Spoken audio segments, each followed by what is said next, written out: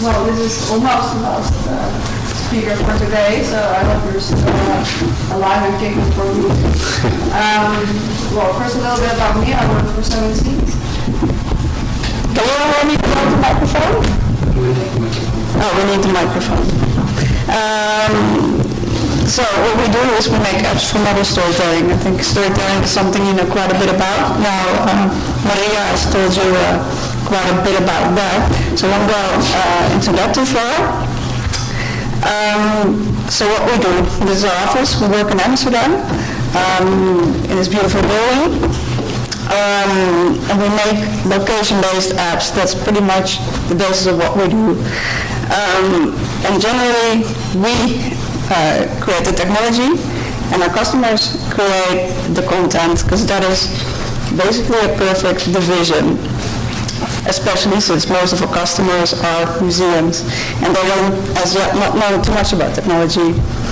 However, if it only were that simple, what we discovered in the past 10 years, because we exist for that long already, is that you basically still need someone to be in between technology and content. Because there are many, many decisions to be made that consider pretty much both, and that both parties don't know too much about. And that person is me in our company. I'm the creative director, and I generally help the museums develop their content and their application at the same time. And what I'm going to do today is tell you basically what the problems are that I've seen, so that when you're starting to make your own mobile application, which you will undoubtedly do at one point, right? That you will know at least a little bit of what you can expect. A little bit more about us, because this will come back later, is we make two kinds of applications, branded apps like these, which are apps especially made for one museum or cultural organization. And you might know these people, but they're pretty big in the Netherlands. We do work around the world though, especially in our branch applications, which are more shared applications.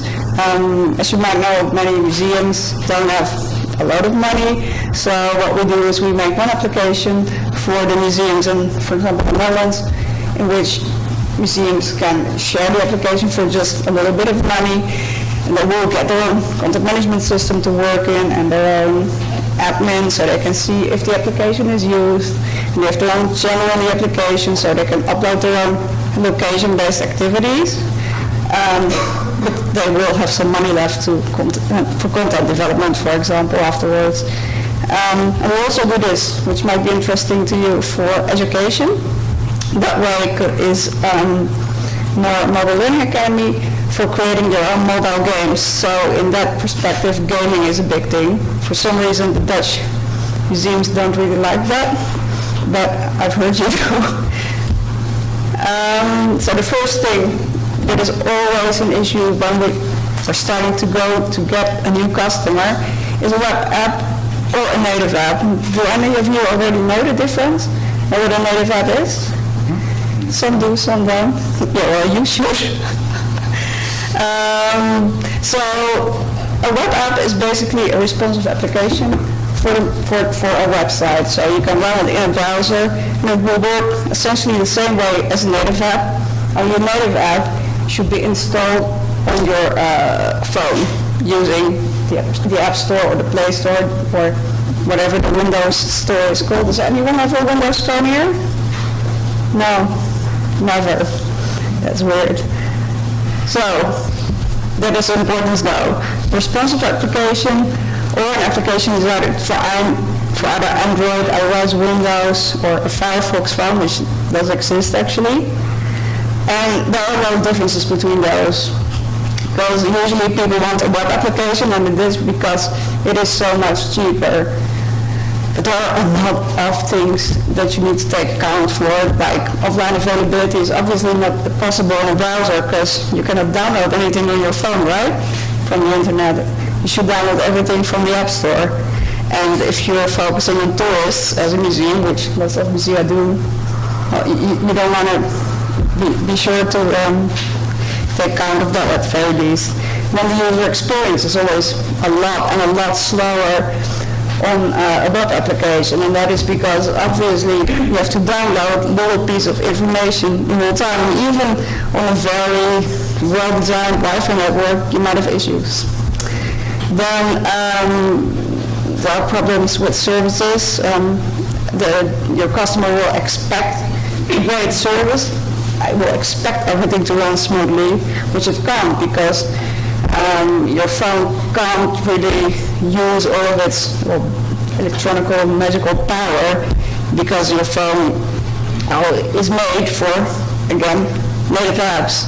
And then again, a browser is not designed for very long usage. And so I can go on, but I will not.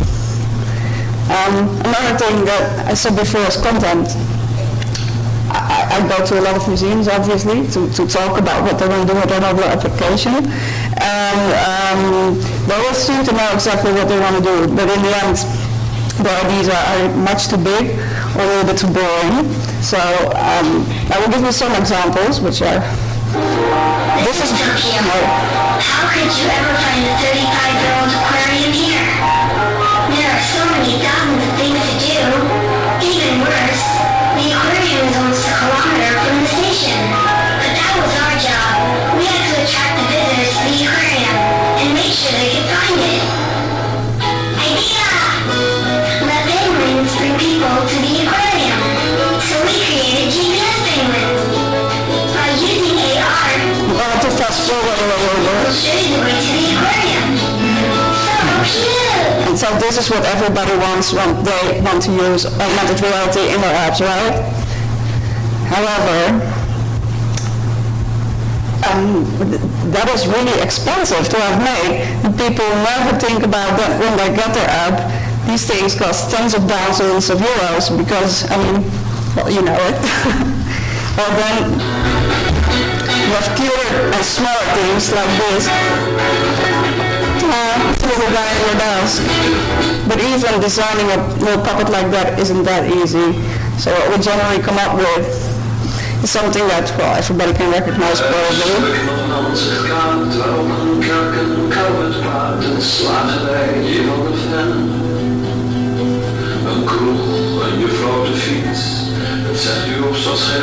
Now what you can see there is exactly just how something used to be, or you can place a building that's not there on the street, and that is a very basic way. Perfect. It's a very basic way of showing people things that are not there, like in the chess project. You can do it in a video as well, but just in a way that is still affordable to you. Because at a museum, if there's one thing you're sure of, it's that you're not going to have tons of money. At least in the Netherlands, it's like that. Then, one more thing, we've heard a lot about storytelling before, but there are also lots of things to take care of. And people, for some reason, don't do this, and still I think it's very important. Because when you start your application, the first thing you should ask, what comes to me is, what do you want to achieve? I've had quite a bit of customers that said at the end of a project, well, I'm not too happy because it's not really successful. And then I said, well, what is success to you? And they said, well, I don't know. So they always come up with numbers before they started the project. So if you don't do that, how can you ever win, right?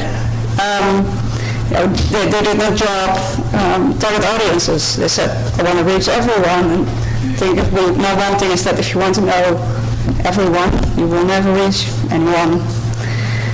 They have a clear message in their application. They just want to tell everything about their story. They don't think about where the story takes place in the museum and how long it will take. I've seen tours that will take 3 hours. No one's going to walk that, right? And they don't think about when the app will be used. Is it in the museum? Is it outside of the museum? Those are very important things, obviously. So when you start with storytelling, think first about what is the story you want to tell. Is it a story that consists of small parts of a story or several short stories? And how do you want to tell the story? Do you want to tell it from one person or several persons, or just in a documentary point of view? Very important things. And well, you can trust me if I say that people that didn't think about this had some very boring mobile applications. And we do always give workshops, but people do not always listen. Now, almost done. Final point is design. Obviously, you should always work with responsive design.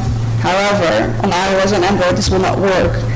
I don't know if you remember the great iOS 7 moment, but that day, design pretty much changed for technology. Everything had to be flat, and if you use even a website that hasn't got flat design right now, people will think of it as an old website, and therefore I think somebody talked about that today. Don't trust the information on it, so really think about how you want to implement design.